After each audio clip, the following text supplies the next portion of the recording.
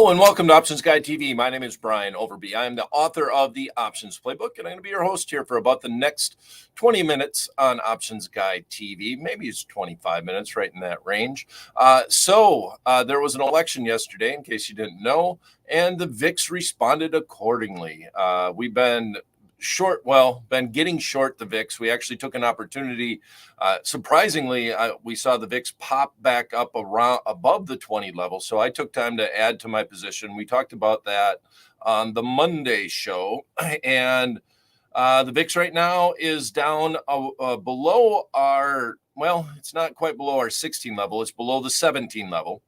And the S&P 500 index is up about 1.6%, well, 1.7 at this point in time percent, or a nice round 99 on the upside in the SPX. So markets are doing well, to say the least. And that was just expected as far as the election was concerned. Just wanted to get that date out, and it gives the chance for the VIX to come back and go back to its mean. And that's what it wants to do. It's a mean reverting index. The one thing about the VIX that is always true, no matter how high it goes, it wants to come back and be between, the 15 to 18 range. That's where it likes to sit.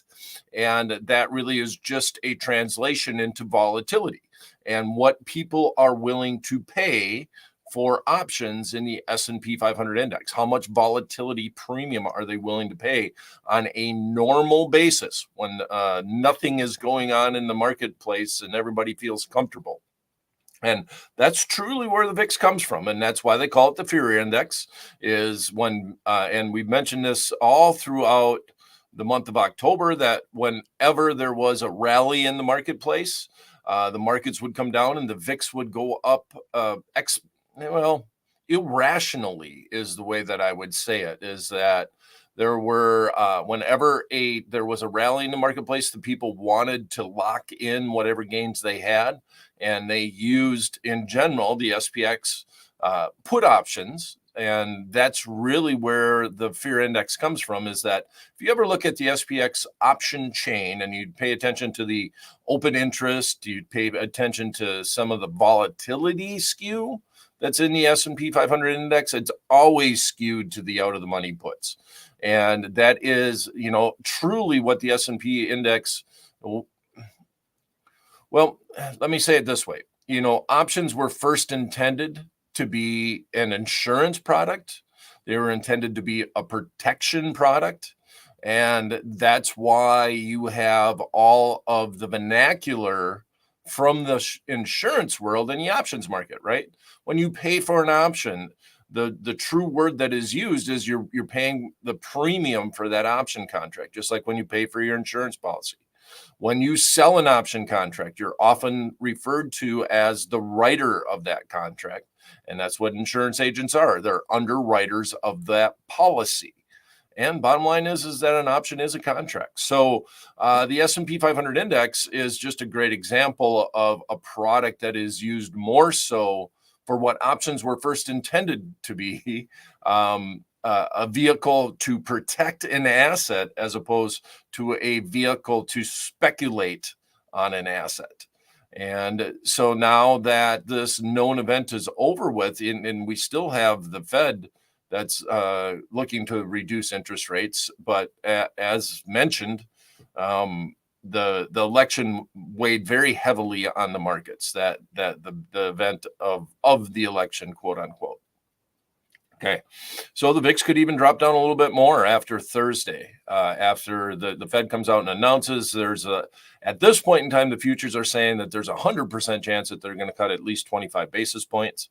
We'll see where that ends up at, but that they're highly expected to cut interest rates. Okay, so markets are feeling good, and we're feeling good too.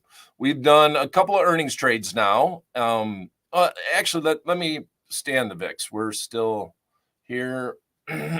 Let's finish the VIX thought, because we need to see where the VIX is at as far as the futures are concerned. So let's go to let me pull up the full screen on the Tradier Pro software.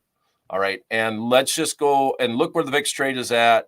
We have plenty of time. If anything, I was worried more about a contested election and about just issues in that, and also wanted to trade the November VIX, the normal monthly expiration, which is the third Wednesday in November. These are the weeklies. They got the W's on it. They're just not as liquid. The real liquid contract is the normal monthly contract. And we bought the December 19th expiration with the VIX up around 20 and 21. Also put on a trade probably 14, 15 days ago where the VIX was trading between 19 and 20. It was really nice that it gave us that little spike up right going into the election, which I guess kind of makes sense that usually volatility will increase before the known event, just like in the earnings marketplace when you're talking about stocks. So here's what we did. We bought the put, or we bought the put on the VIX. And if you buy puts on the VIX, you're bearish or you're bullish on the market, bearish on the VIX, but bullish on the market. Hard to say that sometimes. Okay, so we bought the 19 and we're selling the 16. All right. Now, this premium has to come down before we can really make the maximum on this trade. A large lot of these, I'd say 2 weeks ago that we did, the market was at 175 on this put spread. No. It was 150. So we're up 75. Okay, I said that wrong. Okay, so it was at 150. If we can sell it for 225, we'll just put a couple of pennies in there. Then we'd be up 75 cents on it. It's tempting. It's tempting to do that, but I really think I just want to ride it out. You're not going to do very well. You're not going to get the maximum on this trade until this starts withering away.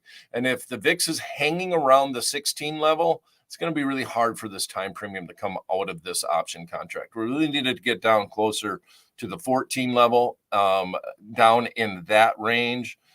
In order for time premium to start drying up on these option contracts. They'd obviously go up, but right now this is all time premium. And then we did a lot just on Monday. This was trading at 125, and now I'm doing this from memory. I didn't look at my screenshot, but then this is trading at 125. So we're actually up $1 on that scenario. And the maximum that it can trade for is $3. So if I had and I will do this on a lot of the positions I have on in my account, I would put a limit order in and say I can sell this. Let's say I'm going to say 270. If this thing starts trading for 270 today, tomorrow, after the Fed meeting, then I want to get out of the trade. I don't want to stick around to try to save that 30 cents, especially considering that we're going out to the November VIX option contracts. All right. I guess that's real. Oh, that's what I was going to do. Okay, so then the market's at 1652 on the spot, but let's see where the futures contract is trading. And remember, I have an article in my Twitter handle at Brian Overby that's called Decoding the VIX, and it talks about how important the futures market for the VIX index is. If you're going, and you need to know that relationship between the VIX futures and the VIX option contracts. And that article called Decoding the VIX, you got to scroll back, or maybe you can even just search for Decoding the VIX. And explains in detail the relationship between the futures and the options. All right. So in order to figure that out, we need to see where the call and the put switch, basically. So here, the call is the most expensive option contract that's trading at 140. But if I go over here, the put is the most expensive contract. And if I look on the ask and I look on the ask, that's trading at 164. So right now, the futures contract, even though well, it's actually fairly close to where the VIX is at. The VIX is at 1644, and I would guess that the futures contract is right about there. Based off of these prices at this point in time. So that's a good thing. We'd like it to drift down towards that 14 level. That would be really nice. But our goal was to my vision was that the market would probably get back to the 15 level before the November 5th, November 20th expiration date. All right. So there could be a boatload of questions on it. Oh, I see we got one comment. Oh, thank you for putting that in there. I appreciate it. Our producer put the link to the article inside the comment section. All right. But if you have any questions about this VIX trade, we've been talking about it for quite some time. So feel free to toss them into the chat box if you are on the YouTube platform. If you're inside the Tradier Hub, hub.tradier.com, and you're logged in, you can ask questions inside the Tradier Hub.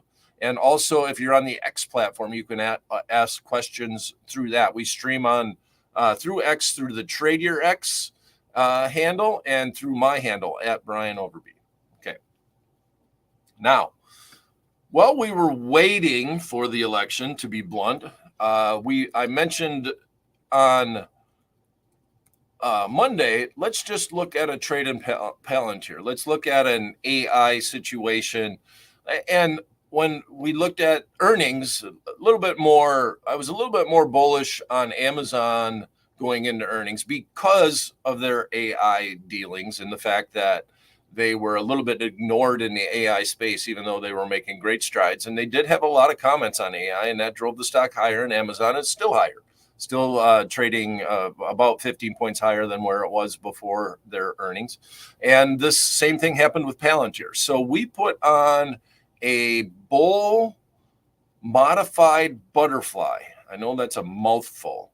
And Palantir opened right at the expected move. So that was right at the center of our strike, and it just hung out there for a while, and then it exploded higher. And we see it now, right now, up another $2 at 53.30.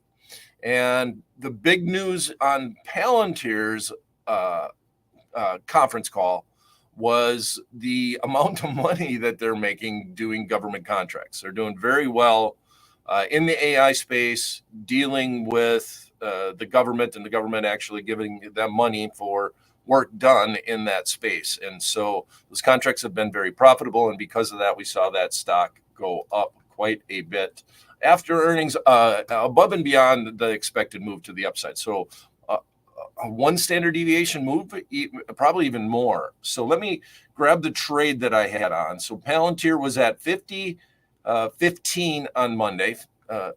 No, that's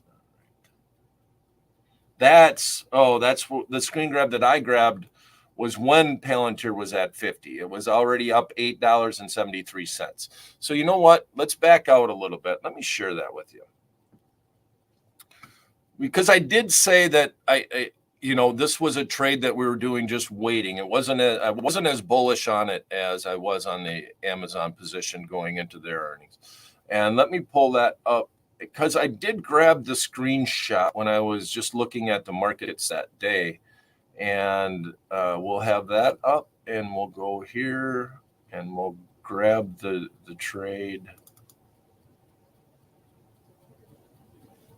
previously on that.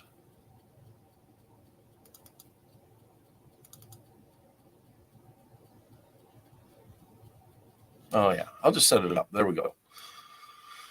Okay, so I am going. Let me get this. Let me get it set up. Give me one more second.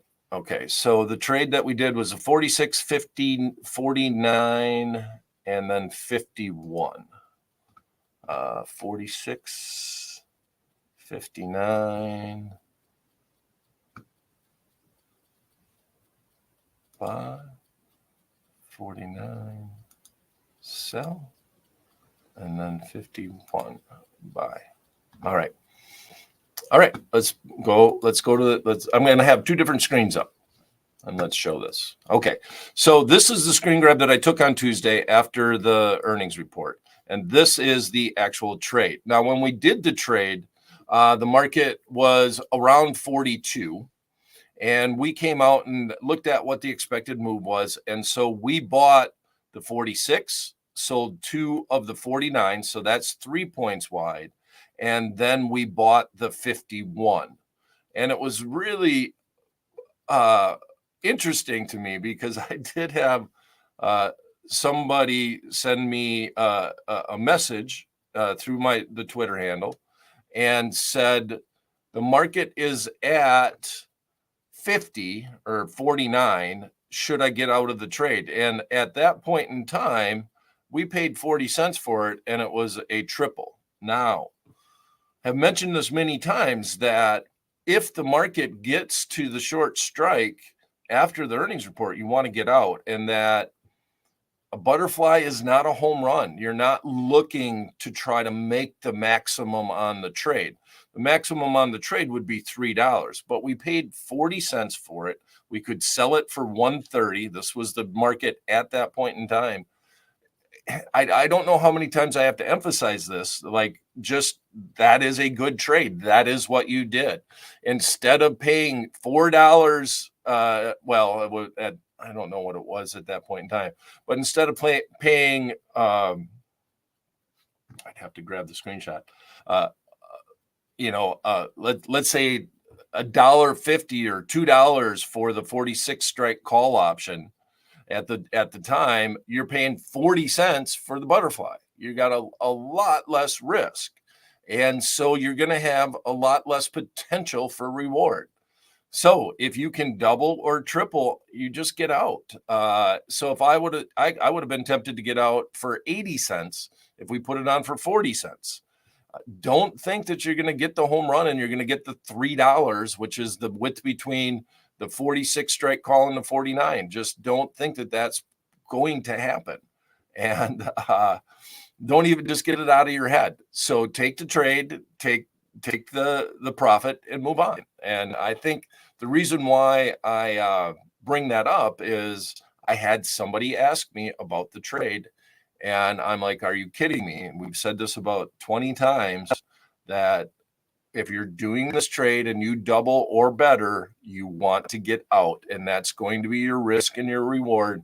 And you're not getting long a call option. You're not getting long a put option. You're not paying up for it. You're not paying volatility premium because you have it set up as a butterfly. I guess that was the moral to my story there. So right now it's shot up above our strike. But remember, we took this trade and when we did this trade, we modified the butterfly. So I'm going to send this to the what if calculator. It's going to be a little bit different because it's based off of today's prices. But I want to show you that the fact that we went through the 51 means that we have an alternative here. And there, you got to pay up for this trade, but we paid 40 cents. So the fact that if you fell asleep on Tuesday and you didn't get out of the trade, you would still be up 60 cents you'd be able to sell this for a 60-cent profit, because from 51 on up, you paid, excuse me, you have a 3-point wide long spread. You have a 2-point wide short spread. And we went into great detail on this on Monday because we had the time. So we went through it. So if you want to review, and this is your first time coming in here, if you want to review that, please go back and do that and check that out. Okay. I went through the playbook. I showed how a butterfly is set up, and I went into great detail as to why this would be trading for $1. And so we paid 40 cents for it. At expiration, this would be trading for $1. We would have made 60 cents on the trade. So even if you fell asleep and the market now is at 53, this is based off of this price right now, so this isn't 100% accurate. You would be selling this for $1 and you paid 40 cents, you'd be up 60 cents. Now it hung out right here, right around the 49.50 range for forever. So if you didn't get out while it was there, that was around the 10 o'clock hour. And that's usually when I'd want to get out of a trade after an earnings announcement. All right.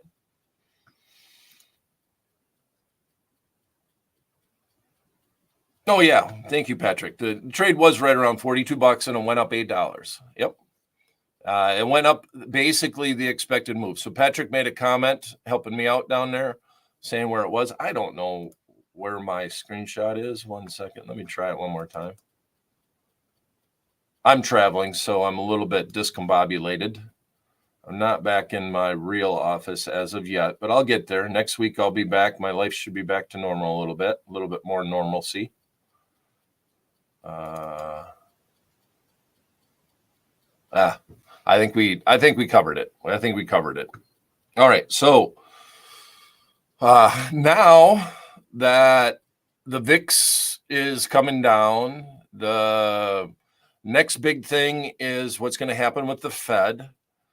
It's pretty much known that they're going to go 25 basis points. I think that could also be positive for the market. So I just want to get positive the market.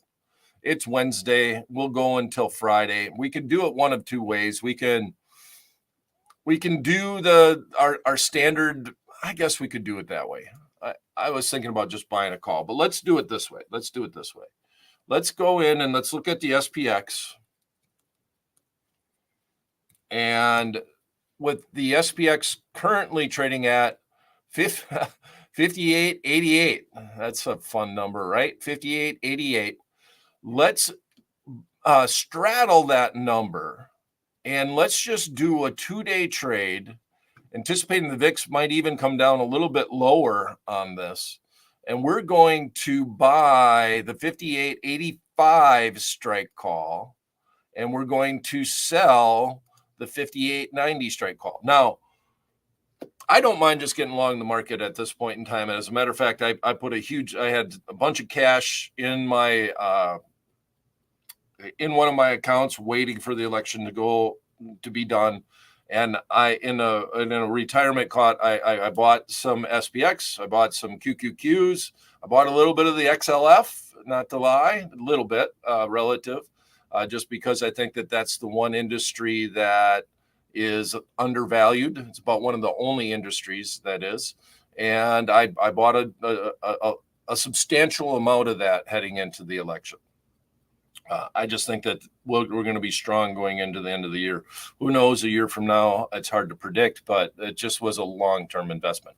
So I don't mind buying SPY call options right now. I don't mind any of that going into the holiday season, November and December. But right now, because usually we're just doing short-term trades here on Options Guide TV, and it's more about learning how option pricing works, learning about setting up trades. I don't mind doing a 2-day trade right now based off where the market is at and how the market feels, and the VIX finally coming off, and the fact that the Fed's going to meet tomorrow. So we're going to go 58.55. We're going to buy just in the money, and we're going to sell the 58. Gosh, it's already up $2 on it. It's up $4. It's still $3 though. We'll keep it at $3. Yeah, we'll call it $3, and that's going to be our paper trade. I got to say it real quick before the market moves. But man, the market just jumped 4 points on us. 58.85, sell 58.90, $3, 5 points wide, can make $2 on the trade, and it's pushing 58.95.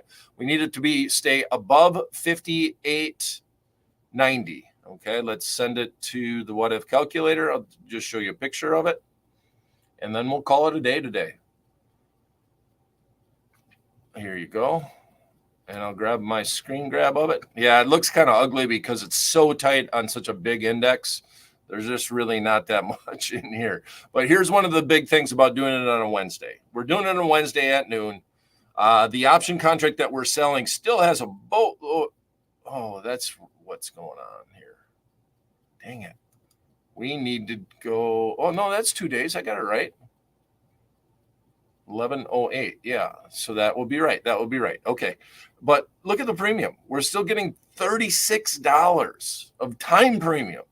And it's a little bit in the money. It's not all time premium because we're at 93 now. So we're 3 points in the money. But all of that has to go away in 2 days. In 2 days, that time premium has to go away. So tomorrow is going to be a big rate of time decay. And then from Wednesday to Thursday is usually a big theta day in the SPX. And then Thursday to Friday is a ginormous theta day. And then Friday from noon until expiration is even more. So we're going to put this trade on. And yeah, and I do got the right expiration. I did it all right the first time. I shouldn't have doubted myself. And any more questions? Oh, Qualcomm's earnings today. Mega, I do not have any information about Qualcomm's earnings. Do you want me to put a trade?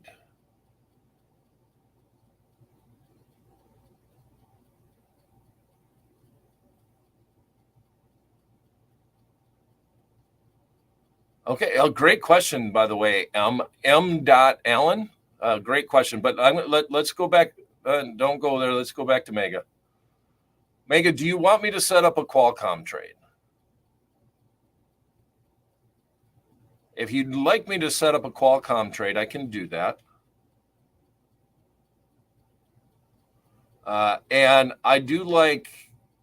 Okay, okay. All right, so we can do something with that. All right, let's look at a Qualcomm trade. We got a few more minutes, but I want to address M. Allen's question. Let's go ahead and put that in. Okay, so this is a great question. It just is. It's a really solid question, and I want to address it. If you're doing a regular debit call spread, would you use the same logic if the price touches the short strike dash get out? I put the dash in. No, I do not on a long call spread. On a long call spread, that is not the same scenario, mainly because if we go back to the what if calculator, I think I still have that butterfly in, mainly because here's the way the Palantir butterfly worked. And it's also really important on the days to expiration. So on the Palantir trade, it came up and it reached this strike.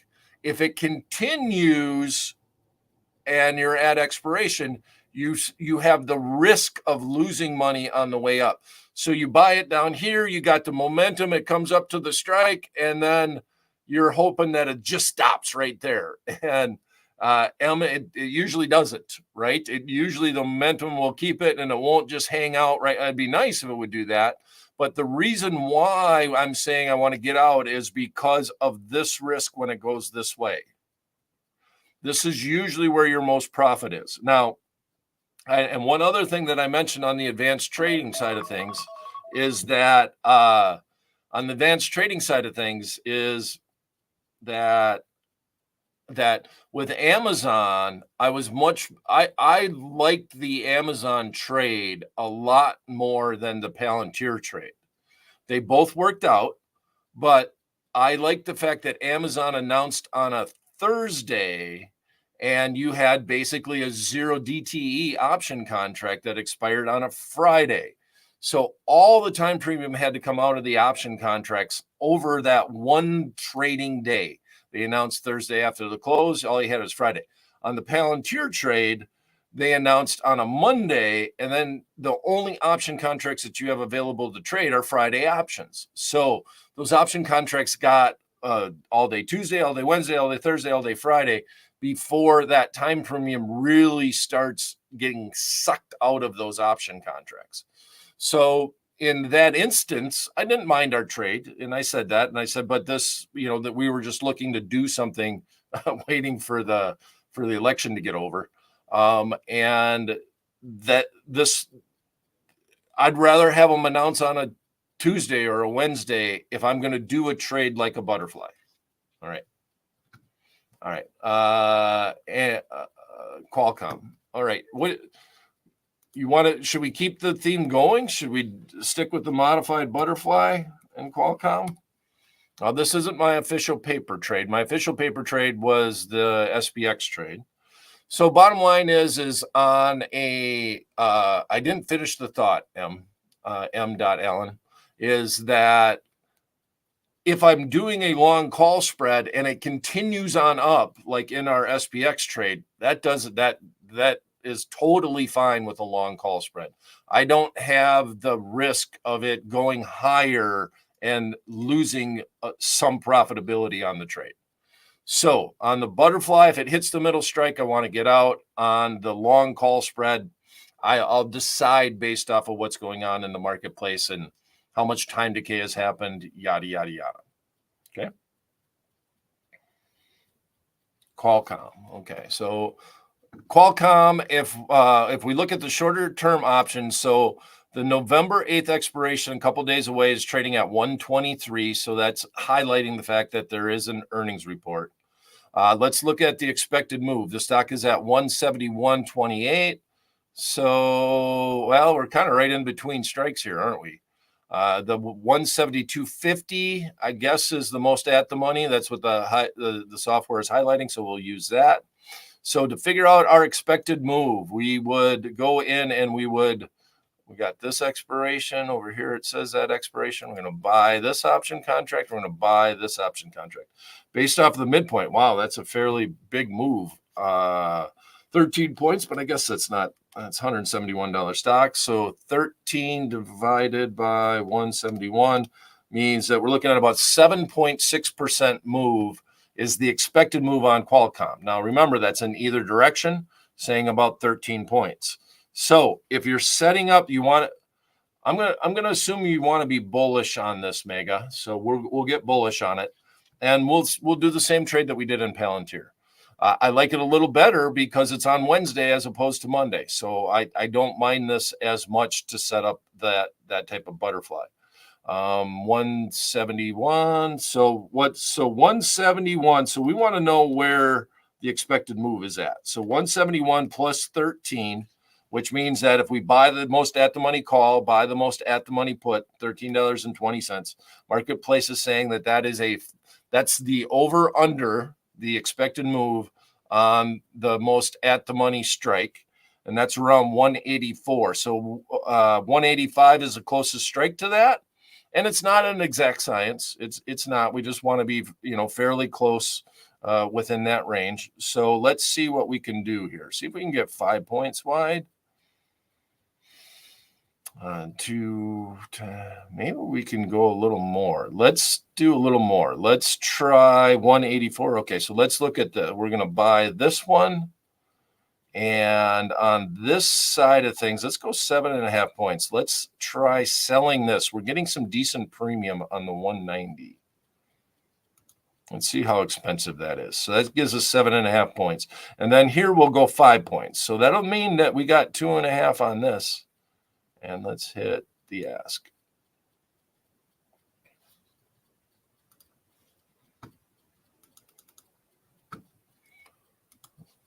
Okay. Ask is here. Dang it. Stop moving. All right, here we go. 182.50. We're going to buy that one. We're going to try to get the short strikes. Well, yeah, let's do this. 185, so 187. Let's just look what this one is. Okay, so we're going to sell this twice.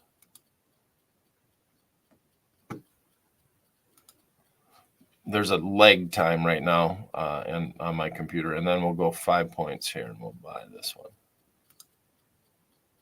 See what that's trading for. Okay, so that's 90 cents, and that gives you 7.5 points of upside. So the width between this strike and that strike is 7.5 points. The width between this strike and this strike is 5 points. So if it blows through the strike, this would be trading for 2.5. So we're going to send this to the what if calculator. And I want to adjust a different trade on this too. Okay, so this is showing you that you could make 2.5 if the market blows through the numbers. That'd be more than a 1 standard deviation move. That would be a Palantir type move to the upside, what Palantir did. And you would take 250 minus the net debit paid here of 90 cents, and you'd have $1.60. And it's showing you that, okay, right now, right here. If you look over here, it's saying 165. So it's based off of the moving market, but that's the maximum you would make if it blew through the strikes. If it goes right here, and once again, keep your eyes over here. All right, let's pull it down. Actually, why don't I do that? And you see that the maximum we can make would be 7.5 minus 90, or around $665 per 1x2x1 butterfly that you put on. So by doing this, you're paying a little bit more. We paid 40 cents for the Palantir trade. Here we're paying 90 cents for the trade. Obviously, if the market goes down, you're going to lose the 90 cents. It's that straightforward. Market goes up, lands right around a 1 standard deviation move, and it lands somewhere next to that strike. Well, the maximum that you could make is 160. But if you put this on for 90 cents and you can sell it, if it goes to this, would be $665. But if you put this trade on and you can sell this for $2.50, or 180 even, if you double it, think about getting out, because that's the way that you should approach this trade. Now I can alter this a little bit. Let's go back and let's remove this. 184 was this. Let's buy the 180s. And we could get this done fairly cheap. Now, the width between the strikes matters, right? So if it's 5 points, it's harder to get paid on as opposed to 7.5 points, because obviously the width is just wider. It's a little bit, you got more potential upside, so you get paid a little bit easier. But I'll do one that's smaller. This will be a lot less expensive. And we got 2.5 strikes, so we can do this. So from 80 to 85, we'll sell 2 of these. And that's right at the expected move. And then we'll buy one of these. So this is 5 points wide, and this is 2.5 points wide. So now we're down to, well, it's much closer. So now we're 80 cents. So we're only saving ourselves a dime. I kind of like the other trade better, because we only got 5 points of upside. Yeah, I kind of like the other one better. But this one's 80 cents, and this is an alternative. Maximum is $5 as opposed to 7.5. You're paying 80 cents most. And once again, if we send this to the what if calculator, if it blows through the 187 strike, this will still be trading for $2.50.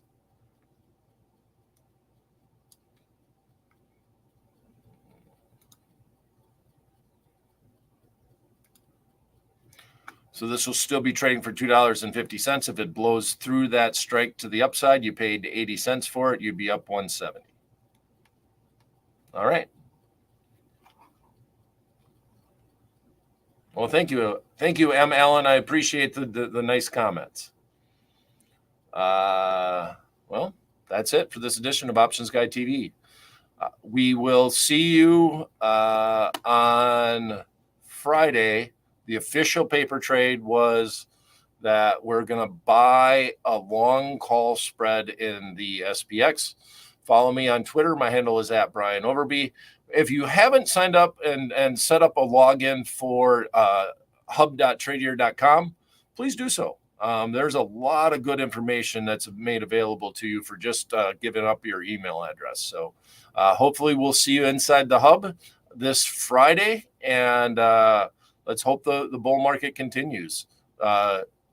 Go VIX down, right? So that means we want the market to go up. That is probably the biggest position I've had on in a long time, is getting bearish in the VIX.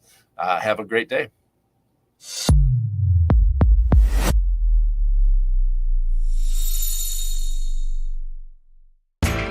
You know how the financial world goes. Here comes the buzzkill. Please make sure to take some time to read this boring disclaimer. We will owe you one.